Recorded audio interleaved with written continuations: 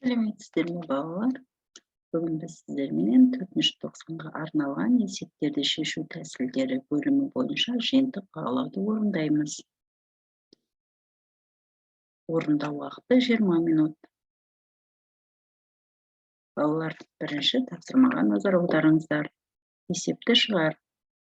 Тыңда, сағыздың бағасы 5 теңге, ал кәмпиттің бағасы одан 5 есе қымбат. Кәмпиттің бағасы қанша?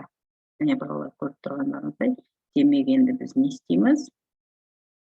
5-ті 5-ке көбейтеміз, себебі есе қымбат деп тұр. Сонда болады 5-ті 5-ке көбейтсек 25.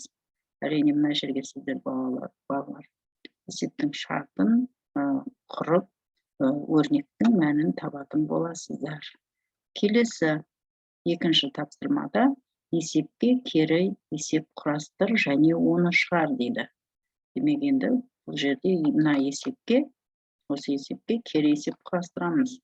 Демек сағыздың бағасы 25 теңге, ал кәмпиттің бағасы одан 5 есе арзан.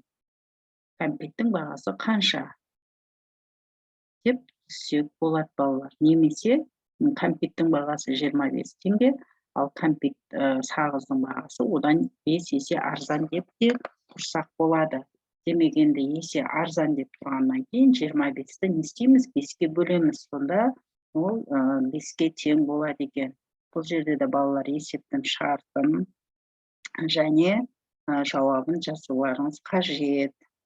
Келесі үшінші тапсырмада логикалық есеп сияқты мына жерде есептің шешуі болатын өрнекті тауып белгіле дейді балалар, жауабын жаз дейді. Демек енді тыңдаймыз. Айгүл дүкеннен 10 килограмм алма және 2 килограмм алмұрт сатып алды. Айгүл алмаға қарағанда алмұрттан неше есе кем сатып алды дейді балалар. Демек енді қараймыз. Есептің шешуі болатын өрнек, яғни Айгүл дүкеннен 10 килограмм алма және 2 килограмм алмұрт сатып алды.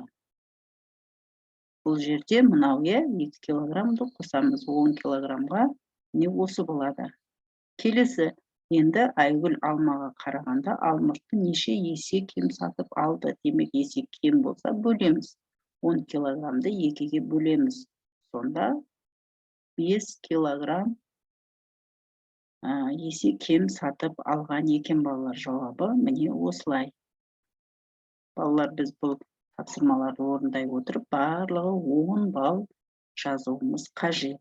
Яғни дескрипторын айта кететін болсақ, бірінші тапсырма бойынша міне есептің қысқаша шартын жазады, сызбасын сызады, немесе амал таңбасын таңдап өрнек құрап жазады. Өрнектің мәнін табады, есептің жауабын жазады. Демек біз бұл жерде 1, 2, 3, 4 балл жинауымыз қажет. Екінші есеп кері есеп құрастыру бойынша кері есептің қысқаша шартын жазады, немесе сызбасын сызады. Амал таңбасын таңдап өрнек құрап жазады. Өрнектің мәнін табады, есептің жауабын жазады. Яғни бұл жерде де 1, 2, 3, 4 балл жинауымыз қажет. Үшінші тапсырма бойынша есептің дұрыс шешімін көрсететін өрнекті анықтайды 1 балл, есептің жауабын жазады 1 балл. Демек, барлығы 2 балл және 10 балл жинайды екен біз балалар. Міне балалар, сіздерге мен сәттілік тілеймін. Келесі кездескенше сау саламатта болыңыздар.